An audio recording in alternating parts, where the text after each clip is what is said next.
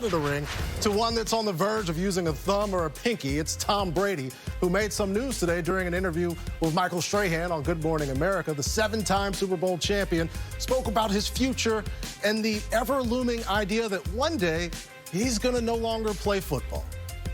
I don't think proving it for me is the motivation. Like, I still want to play. You know, I got like a little sickness in me that just wants to throw a freaking spiral, you know what I mean?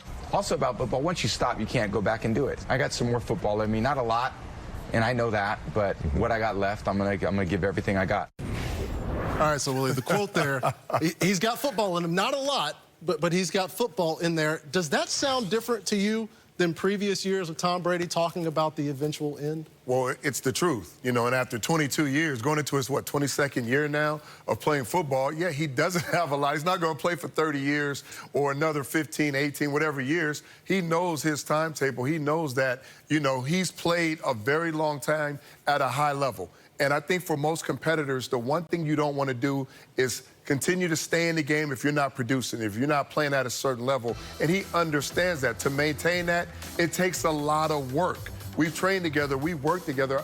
We all know as athletes how much work it goes into just getting to the game and getting out there on the football field. And it's a grind. So right now that he's feeling good and he's coming off the Super Bowl MVP and he's won a Super Bowl, he knows that he has a lot of pieces in place. He still feels good. He still has that itch. He still has that hunger and that motivation to go out and want to play. So he knows it's not going to be for 10 years, but he knows he's got a short window to go out and play at a high level and possibly have a shot at another Super Bowl.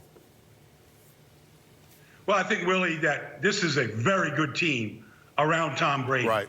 And we saw a lot of the pieces are going to be brought back next year. They're bringing back almost the entire team, defense, offense. I was impressed by the offense line, how they protected them in the playoffs against the Saints, the Packers, and against the Chiefs. Tristan Wirfs was a lockdown right tackle. Ryan Jensen played as well as any center in this league. Ali Marpet has always been amongst the best guards. When they can protect Tom Brady like that, Willie, with the pieces that he has, with his mental acuity for the game, he can still beat you. He can still carve you up. And so I still see those line drive throws, Will. They're still like those touchdown throws to the ground. Look like those throws that you saw up in Foxborough for a long time. Right. That arm isn't going to die anytime soon. So the arm is there, the talent around him is there, and the mental part of the game is as sharp as ever. I don't know when the cliff is going to come, if we're going to see it this year or not, but judging by how we finish the season, we're not going to see it to start this season. We should be tired of saying that, though, right? Is this it for Tom Brady? Is this his last year? We've been saying that for the last 5 years. I know. Not us, but others. There's only one person on the planet, right, that's going to ultimately know, because nobody else is going to give up if Tom wants to get out on the field. And he's staying active. He's getting into new business ventures as well. The man keeps himself fairly busy. The countdown to the 2021 NFL Draft, filmed in landscape, by the way, which is the perfect format for us to share with you. We bring in NFL Network insider Ian Rappaport joining us now. Good evening, Ian. So we got him moving. We got him throwing. How far away is he? He is in a good place, and I think for the Dallas Cowboys, the fact that he's out on the field, the fact that he's throwing, the fact that he's throwing and running without much of a limp, it's all very good. And we've heard really ever since, I would say, around the Super Bowl, that Dak Prescott was either on schedule or a little ahead of schedule. Then the Cowboys proved it. They proved that they knew this by giving him a massive contract. All this was good.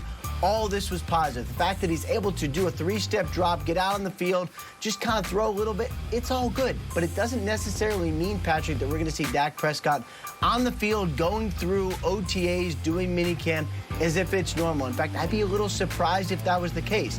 The reason is, as Dak Prescott said during his press conference, he's going to be out there when it matters. Does it matter in the spring? I would say not really. They're going to make sure that before he is doing actual real football full-speed activities, he is 100%. He is not there yet, but this is a very, very good thing to see if you're a Cowboys fan regardless. It's very nice of Dak to share this with us so we can see that and see his progress and again, not be worried when it gets close to time for playing when it actually matters. Thanks to NFL Network insider Ian Rappaport. Let's get Willie McGinest and Brian Baldinger in here as we discuss Dak Prescott continuing his comeback. Baldy, what do you need to see from him to feel okay about him coming back and being close to leading the league in passing again?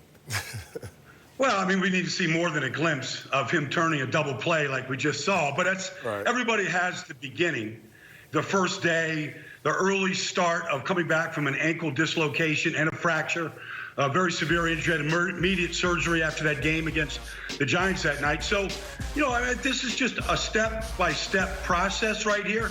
It's great that, you know, you can tell that he can't really put weight on that back foot, the right foot that was fractured right there. But this is good. I mean, Dak has always been a worker. He's not going to shy away from working. He'll be out there every day that he's allowed to be out there. And so I think it's a good first glimpse. But to see what we got to see, Pat, I mean, look, you got to be able to get out of harm's way in this league. I mean, it's all about getting after the quarterback. Can you get out of harm's way? Because then if you can't, then you can't be on the field. And that's really what it's all about. Yeah, and I agree, Baldy. And I think that the biggest thing that we saw was them getting a monster deal and the doctors clearing him and the ownership and the organization saying, hey, we truly believe he's going to bounce back 100% and he's way ahead of schedule in the progress that he's making. We're very, very comfortable with that. Now, that wasn't even a three-step drop. That was just, you know, he took one step, turned, and threw the ball out like a bubble screen or something quick. It's muscle memory at this point. You know, he wants to retrain his body to do certain things. And part of your rehab is out there going and getting into the movements, doing certain things that you've done before at a limited basis. It's a step-by-step. They have a timetable. They know how they want to bring them along. Like you said, there's no championships or Super Bowls won in April. So they're doing what they need to do step by step. He's confident. I'm sure he's going to work his butt off to do every single thing and come out and try to duplicate what he did in the first 5 weeks, 6 weeks of the season. I mean, he was on record pace. He was on pace to throw for almost 6,000 yards and break all kinds of records there. So I would say when it comes to coming back from an injury, which you've done, Baldy, I've done, patience. I know everybody wants to see him go out there and throw 50, 60-yard bombs right now, but now's not the time. He'll be fine, and when it's time to suit up, we're going to see the Dak of old.